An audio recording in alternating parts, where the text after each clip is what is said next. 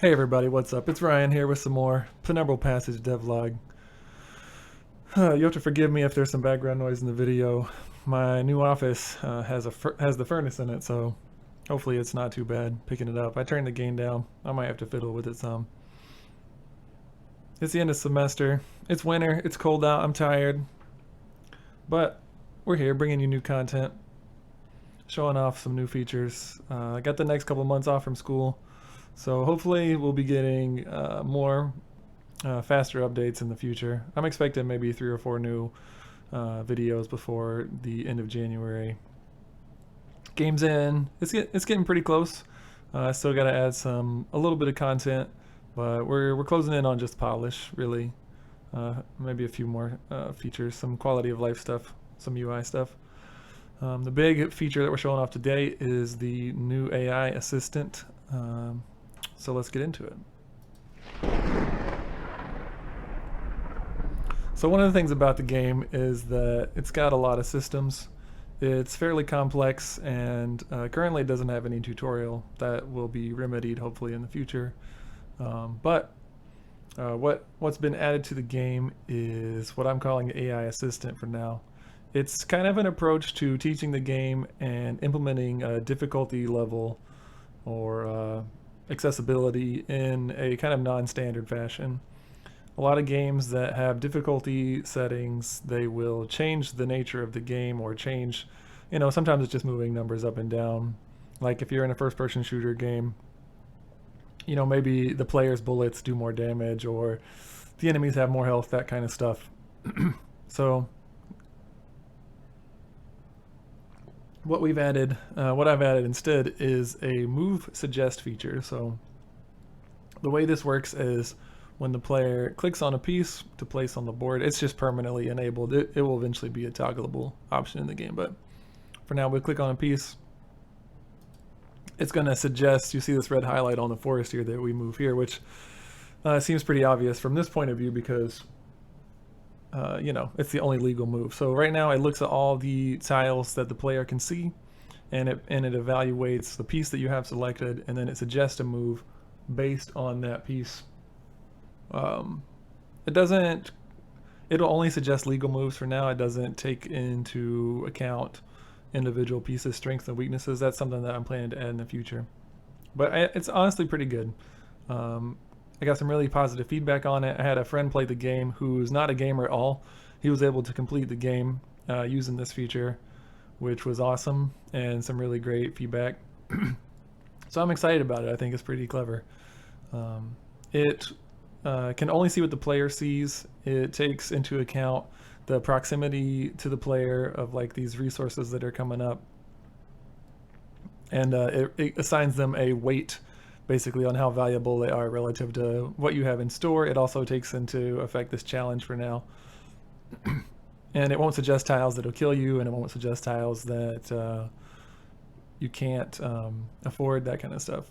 And then if you'll see this in a second, but if you don't have any good options, it will suggest that you use a spell instead. Not a specific spell, but just, point you in a direction that's not, that could help you get out of the situation that you're currently in. It's not perfect by any means, but is pretty good currently.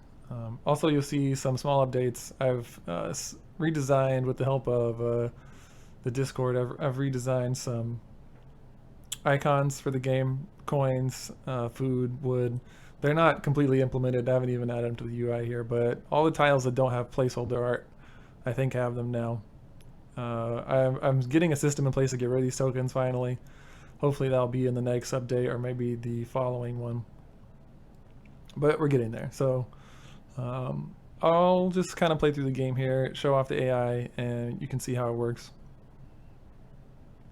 Let's see. So it's seeing that we have wood next turn. Obviously it's got the only wood tile. Boom, we'll do this. So now, since we don't have a legal move for this guy, it will prompt us to use the spells. So now it highlights the spells over here. It says, all right, you got to do something. Naturally, when you select a spell, it'll deselect the meeple. Then we'll put our forest down here. And then now when we pick him, it recalculates again, and then it will suggest this. So really it makes the game a lot more playable. You can, it's like it's good enough that you can kind of just turn your brain off a bit, which is kind of the idea. It's supposed to help reduce cognitive load for players learning the game or people who find the game too overwhelming in terms of decisions. So we'll see how it plays out. I'm just going to try to generally take the moves that it suggests. It doesn't take into effect, it only looks at tiles currently that have rewards associated with them. So it won't take into account any of the quest tiles or like beacons, that kind of stuff. But that could be, you know, added potentially in the future. We'll see. So he's saying, okay, so we need food. So we don't have any food available to us here. So it's suggesting us to use a spell again. So yeah, we'll just do what it says. Well, it's actually going to get us into a bad shape here, I think. But so like here's a move where it's like, we're not going to take his move. I can see that there's food down here available to us, but now it's going to suggest this food. So you can see that's I already said I was going to follow it, but I didn't. But you can see that it's not optimal. But it's not, you know, it's not necessarily supposed to be optimal. It's just supposed to help you learn the game. So we'll see how it does. Getting it to figure out, it's basically I just built a heuristic to change all these scores dynamically for the different resources. So like it won't tell you which one of these you need, but that's okay. So now it's saying that we need coins for this bandit coming up here. So we'll get this goes. You can get a coin here. So we'll get a coin here. We'll pay a food. This UI is going away too. I'm frustrating because I can't even see what's coming up. I can figure out that we need 2 food, but that's okay. I will pay a food anyways. Don't munch this. It does pretty good with most of the meeples. I'd say the blessings meeple, the guy who points at a tile, it doesn't take into account his orientation yet, so it's pretty bad with him. And then the bat meeple, the one who can go to the dim tiles, it does better with, because generally he has more options available to him, so it makes smarter moves for you. All right, take a look at our essence over here. This hasn't changed since the last update. It's on the list to add some more options over there to make that more interesting. Currently pretty placeholder. It doesn't also, here we go. Oh, we need to grab our quest. We didn't do that. It's fine. It'll just cost us a little magic.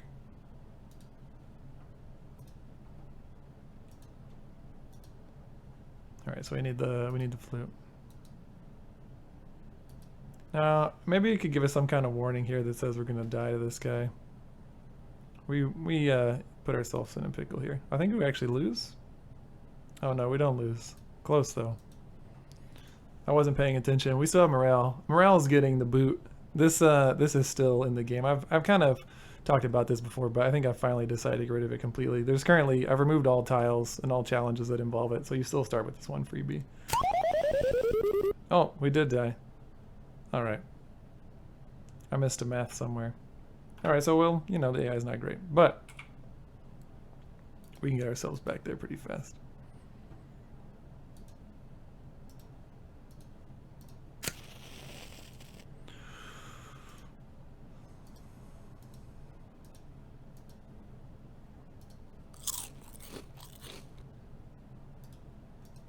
I think that's the first time I've lost on a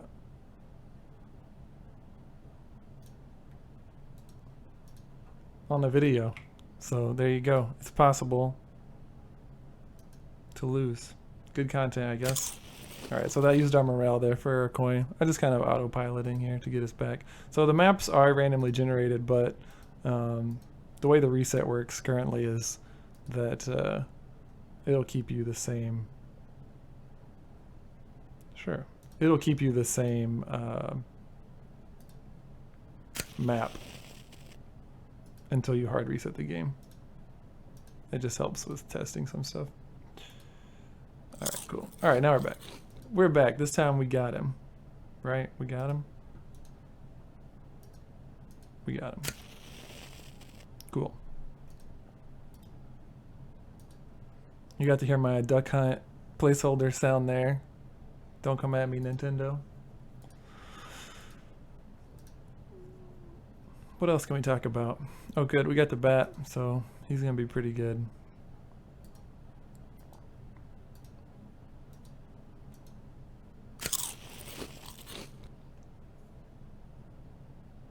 Future plans. Let's think about future plans. What's going to happen next? Priorities. Still got a bunch of placeholder art. Need to do a pass and update the icons on the UI. I need to come up with, I think I've got 6 items in the marketplace right now. And ultimately, I think for even just like early builds, I'd like to get that up to like 12 or so. It's really, what's the word? Kind of deterministic right now, which ones, I mean, you always have access to all of them. I guess I can use one of these. Let's see, we have the scythe, or we have the axe, which will give us more wood. Now, the AI does count these items, so it will give an extra point to forests now that he's got the axe, which is pretty important. We did talk to the old man. Let's see. We need the honey this time, which we can always grab it with the, what's the play here? So the play is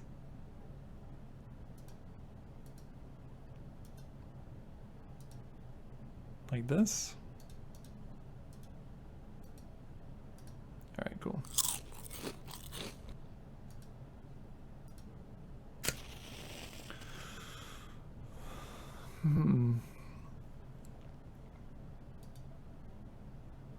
What's our challenge? So we got food challenge. It's still suggesting us coins here. Oh, it's because we got these guys coming up. So one of the things that I'm hoping for with the AI is that it will actually inform the way that I play the game. That would be a really powerful tool, and it would kind of open up, I think it would open me up to trying to do this in the future again, because you have assumptions based on, like, I mean, even though the heuristic is largely built on my intuition for the game, doing like the little mini game of like, okay, let's pick what move I would make, and then see what move the AI suggests. And ultimately, even if it a few times just suggests to make a move that I wouldn't have considered otherwise, I think I would call that pretty successful. Now, I don't know if it's gotten there yet, but I think one more round of tweaking it, it'll be maybe close enough to that. I definitely want to get some more feedback from newer players. I mean, I haven't got very many people to play the game yet. Ultimately, maybe half a dozen or so, but it's the kind of thing where it's like, okay, I feel like building it into the tutorial. The guy who play tested the game for me, who was unfamiliar with games, it's kind of cool because you don't get that perspective very often. You don't get the guy who's just basically literally never played video games in his entire life, just kind of from cultural differences. He's not a American, so he kind of saw it as the tutorial. Like he saw it as a way to teach him to play the game, and I had gotten him to play the game in the past, but only for a few moves. Like I would send him a build. He's just a personal friend, and I would send him a build. He would check it out for a couple moves, and he goes, "Oh, the art looks good. It's coming together." But you know, I didn't expect. It was a courtesy kind of for him to give me any feedback, right? But this time around, he was actually helping me. Oh, it should give me the spells. Oh, there's a bug. UI bug there. I swore I fixed that. And he was like, "Yeah, I actually learned the game, and I actually completed the game using the AI," which I thought was cool. And in a way, you frame it like training wheels. Like, now this is broken. Why are we doing this? What does it think that we need that we don't have? Okay, so here's a bear. We've got this 3 food. Maybe this is just a bug. It's like a straight bug. It must be.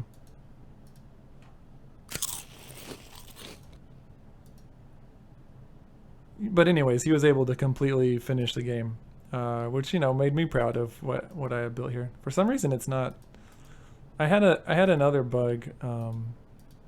Let's see. With the end of the map, so maybe there's something to it there. It's got something going on in particular with this piece, it seems. I'm not sure what's up. But anyways, that's what I've been working on.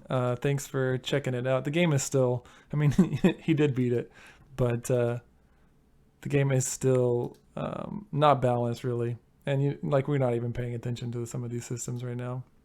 But mostly this video was just to show off what I've been working on, this AI. And yeah, it's pretty cool. Next build, we will hopefully have tweaked the UI and got rid of these tokens. That's definitely on the list. I'm compelled to get rid of these road art first. Like, there's still some placeholder art for the tiles, but for some reason this is just cleaner. It's like better placeholder, so it doesn't bother me as bad. I want the road to be nice and pretty. That'll make me feel good. And then we got to still turn around and go backwards, and then with that I want to add some, I think I mentioned this in the past, but some enemy elements that come down and block tiles permanently or semi-permanently. Maybe they move on the map kind of, what's that game, Arkham Horror style, where they show their direction, you know, and then you know which tile they're going to block next turn, to kind of prevent you from, or kind of give you enough information to make a decision there. But yeah, thanks for tuning in, and we'll catch you guys later.